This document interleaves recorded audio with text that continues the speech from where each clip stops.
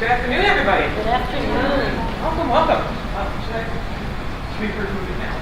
No, So I'm Kate, and we're going to talk really fast. I'll say a little bit about myself. I'm an assistant professor at the University of Illinois in Chicago, so just down the road here. And I teach, I'm a developmental psychologist, and I teach in a community prevention research program. So we think about kids in the context that they develop and how to assist them and their caregivers most effectively to promote positive, healthy well-being for both children and their caregivers. Hi everybody, my name is Tim Curby. I'm an associate professor at George Mason University in Northern Virginia. Made the trip to be here just with you. Kate and I have been working together on this presentation, believe it or not, for months. So regardless of how it goes, I want you to know we tried really hard, okay?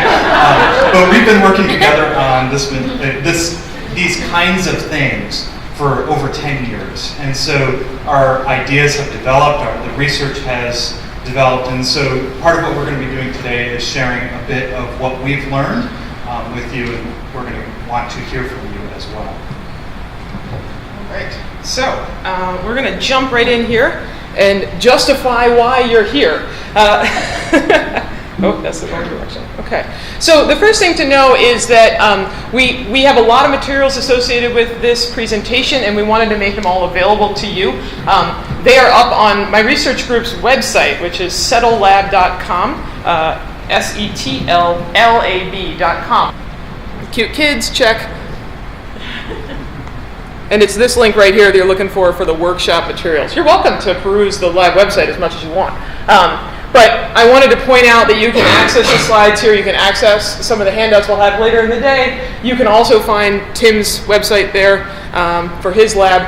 And then these are some resources that I find are really helpful for teachers and administrators around how to select social emotional learning curricula and how to pick out different kinds of assessments. Those are available through an organization called the Collaborative for Academic Social and Emotional Learning.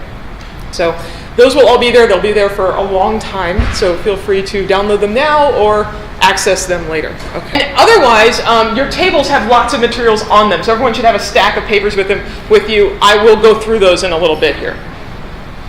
But the first thing we wanted to touch on is why you're here. You're here because you read a topic around children's emotions and you wanted to be here. And that's at the core of what early childhood education is. Emotions are valued in early childhood settings in a way that I think maybe the rest of society doesn't necessarily appreciate. And that's ingrained in our philosophies, in our techniques of teaching, in the state standards and policy documents that are behind Head Start, that are behind NACCE, that are behind the Illinois Gateway Program and Accelerate. Emotions matter. And that is something that's been ingrained in the early childhood world in the whole child teaching philosophy. And yet, our teacher prep programs and our training programs are not necessarily providing the instruction for our educators about explicitly how to promote these skills, explicitly how to teach kids to be what we call emotionally competent. And so that's where Tim and I have been focusing our attention for the last decade, thinking about what would those practices look like? How do we help teachers get there and understand what their behaviors are that promote these skills in kids? And in part, some of this disconnect between how teachers are being trained and what the state may say that kids need to do comes from a bit of tension around an appreciation of emotions.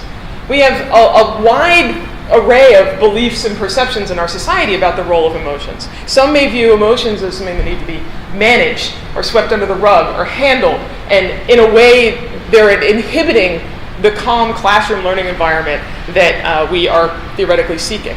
And other people may view emotions as the way that we can get really close and connected with kids, that it's through their emotions that they're motivated to learn, that it's through their emotions that they get these deep, lasting, meaningful relationships.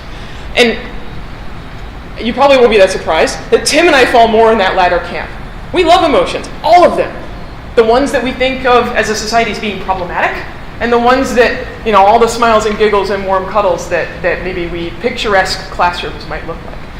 All of those are important for kids to have and understand and be able to utilize appropriately. And so we're going to spend a lot of time today talking about emotions. Okay.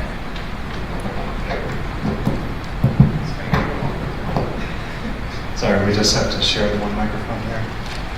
So, as you guys know, these global measures of quality wind up being really important in part because they are imposed on how preschools operate, and in part because they are valuable tools. But nonetheless, things like the class and the ECRs, they're inadequate in some ways, and they're inadequate in some important ways. First of all, it's worth mentioning that while they do predict some children's outcomes, they aren't strong predictors. They're the tools that we have that do some predicting, and so in that sense, they have some value. But we don't see that these things relate strongly to children's outcomes. The other thing is that we see what outcomes they relate to: academic skills, sure, executive functions, social skills. But really, when we look at children's emotional skills or emotional competence, we don't really see connections there. And so there does seem to be some inadequacy in these measures to capture that. Another aspect is that they don't really tell teachers what they need to do to improve.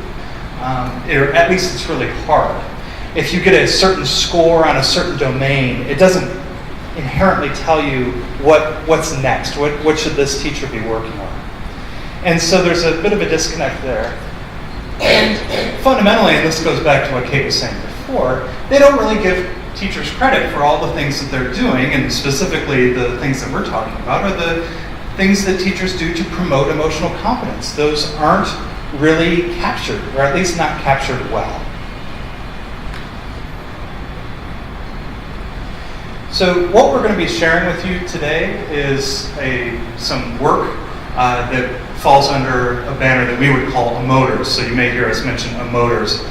EMOTERS is a Department of Education federally funded project that Kate and I are working on to develop a measure of social emotional teaching. So if you go, and we've done this, and you ask teachers and center directors, what do you guys do to promote social emotional learning in kids? The first thing that they tend to say is something about the curriculum. Oh, we use Alice Paddle's curriculum. That's a common one around us. Okay, that's great.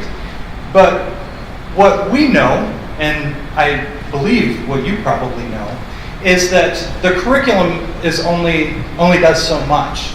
And that teachers are actually doing things all day long. It's how they're interacting with kids all day long that's really going to matter in terms of what kids are getting out of the classroom. So we're working on a measure that you could go into classrooms with and capture all of those social emotional teaching practices that teachers are doing, whether or not they're having a social emotional learning time or not.